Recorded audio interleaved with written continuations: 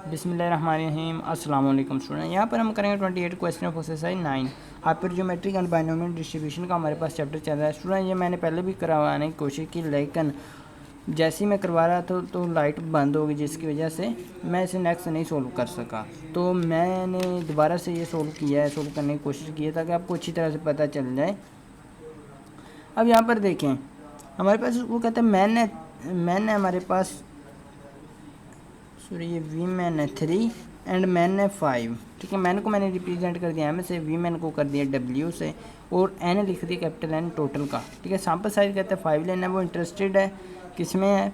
वो इंटरेस्टेड है we man में। वी मैन कितनी है हमारे पास? 3 है। ठीक है, तो मैंने ये इसकी वैल्यू 3 लिख ली। अब प्रोबेबिलिटी डिस्ट्रीब्यूशन क्या बनेगी हमारे पास?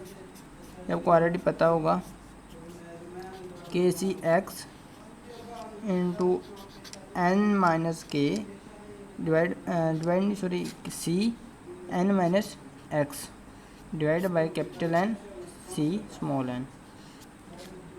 तो ये करते हैं हम, यहाँ पर इसे सोल्व करने की कोशिश करते हैं। अब सबसे पहले आपको पता ये होना चाहिए कि एक्स की स्मॉलेस्ट वैल्यू क्या आएगी। ठीक है, अगर आपको ये पता चल गया एक्स की स्मॉलेस्ट वैल्यू क्या आएगी तो ये क्वेश्चन आपके लिए कुछ भी नहीं है। ठीक है, अब फर्ज करें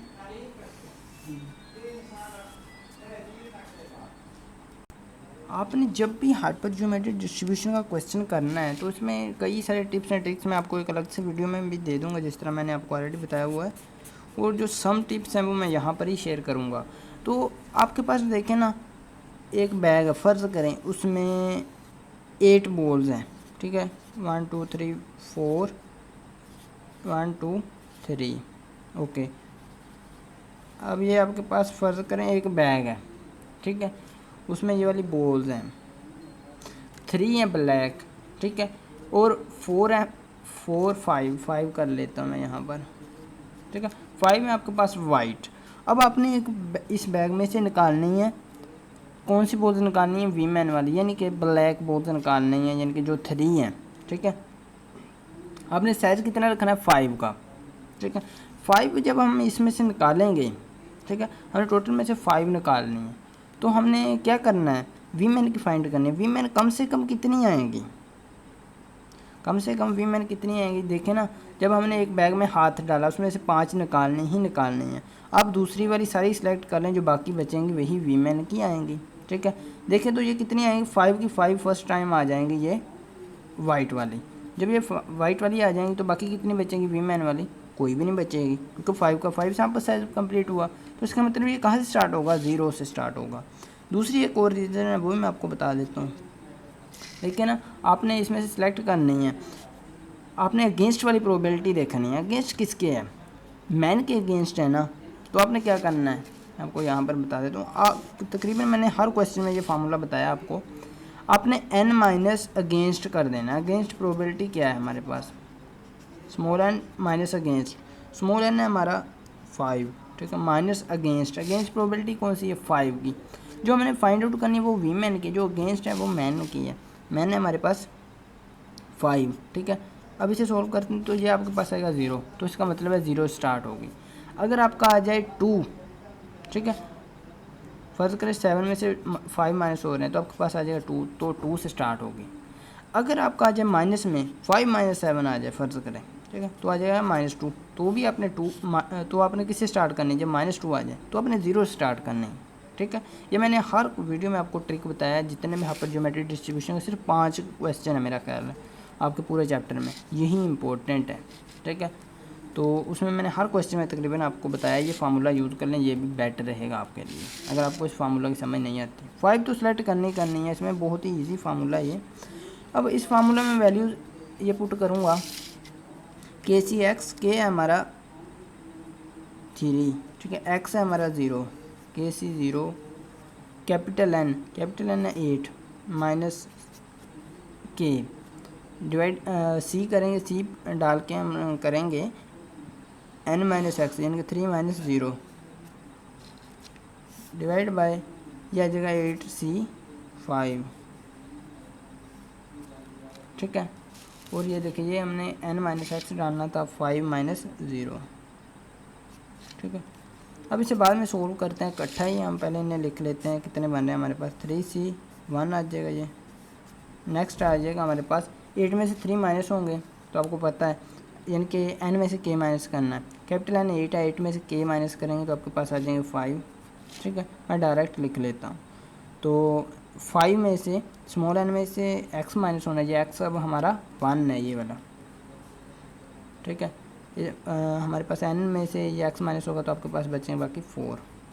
ठीक है, इसका एक और ट्रिक भी मैं आपको बता देता हूँ। मैंने पिछले क्वेश्चन में कहा तो था कि बता दूंगा लेकिन बता नहीं सका, तो मैं आपको बता देता हूँ। यहाँ पर आपको पास ऊपर वाले का दोनों का सम कैपिटल N के इक्वल आना चाहिए। देखें 3 + 5 करें तो आपके पास कितना आएगा, 8 आएगा, कैपिटल N आ गया।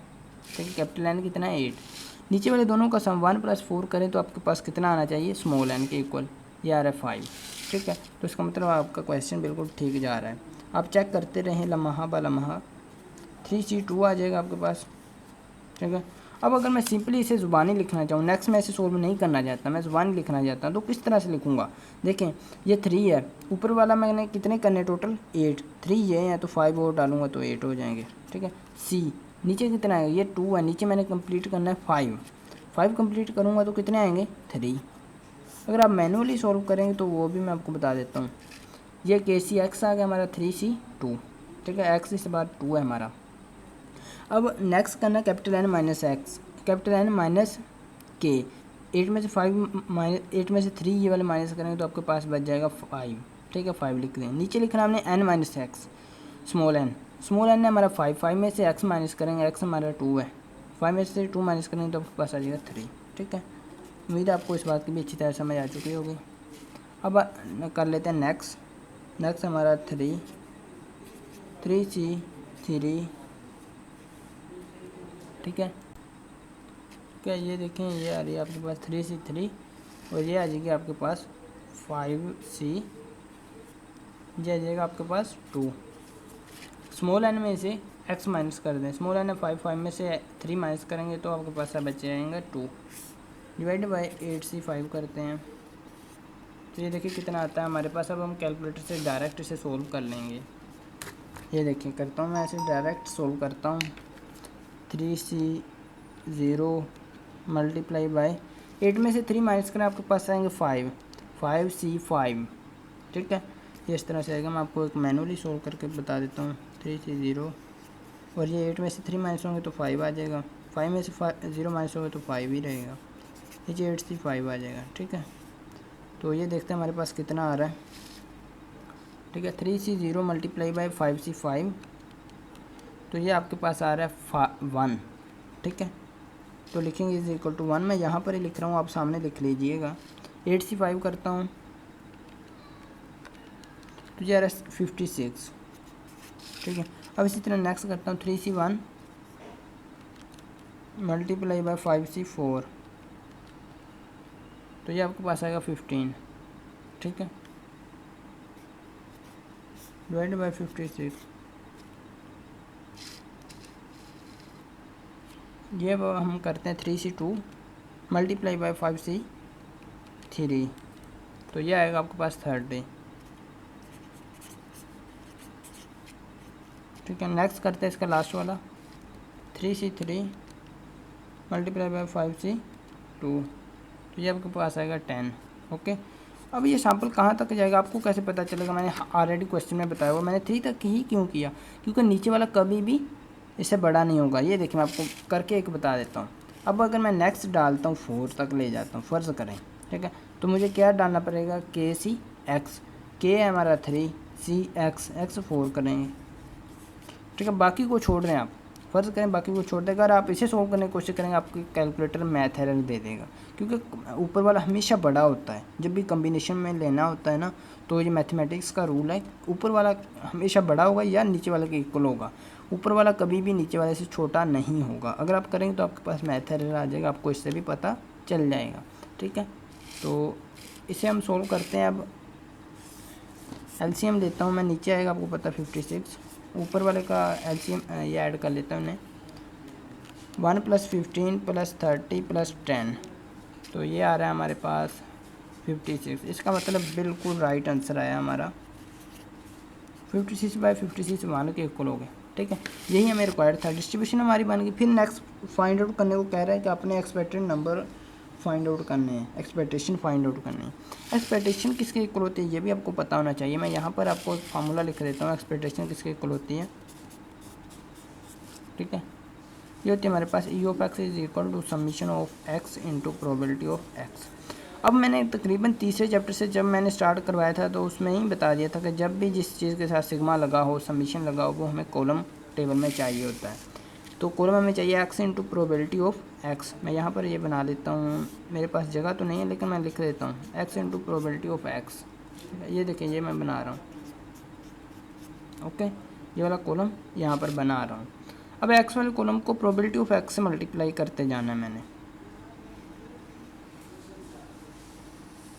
ठीक है। एक्स वाला कॉलम ये वाला रहा, ये आपको ऑलरेडी पता होगा 0 1 2 3 तक, ठीक है। इसको मल्टीप्लाई करना है इस वाले कॉलम से, ये जो वैल्यूज़ आई हैं। 0 को करूँगा जब मैं 1/56 से तो ये 0 बन जाएगा सारे का सारा कॉलम, ओके। जब 1 को करूँगा 15/56 से तो ये इतना ही रहेगा 15/56। अब 2 को करूँगा 30 से तो कितना आएगा 60 आएगा, 60/56 आ जाएगा, ठीक है। अब 3 को करूँगा 10 से तो आपके पास आ जाएगा 30/56, ओके।